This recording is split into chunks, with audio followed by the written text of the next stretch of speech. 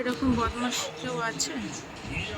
এই দেখো, বদমাশ বদমাশ যাকে এই যে কি করে রাখতে হয়েছে দেখো। সেই ছোটোবেলার কথা মনে পড়ে যাচ্ছে, যখন আমরা খুব বদমাশি করতাম, মারা কোমরে দড়ি বেঁধে রাখতো। এই দেখো, আমাকে কোমরে দড়ি বেঁধে রাখতো এরকম।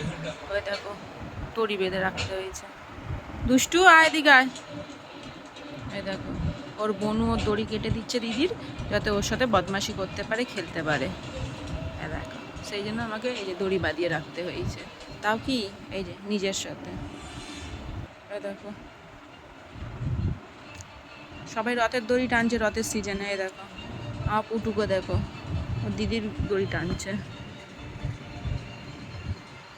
ছেড়ে দাও, এটা দিদির দড়ি। ছেড়ে দাও, এটা দিদির দড়ি। টানে না, টানে না।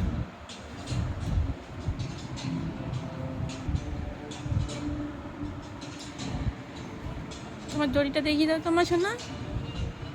দেখো, জজি পুজেছি, জজি পুজে এত বদমাশি করে যে দড়ি না বেঁধে রাখতে পারি না, জানো বন্ধুরা। এরকম দড়ি বেঁধে রাখতে হচ্ছে, তো জ্বালায়।